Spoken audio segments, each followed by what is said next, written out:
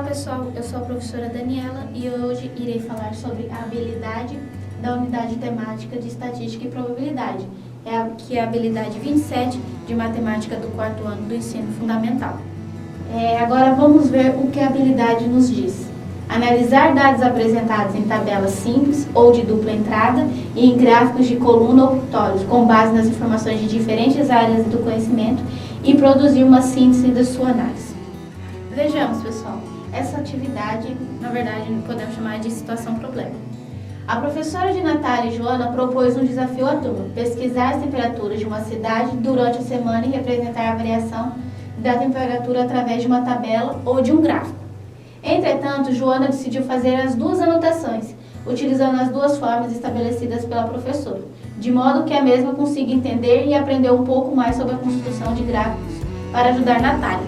Ou seja, Joana, ela decidiu utilizar tanto a tabela quanto o gráfico para ajudar a amiga, que ela não consegue entender e nem fazer a construção do gráfico de linhas ou o gráfico de barras.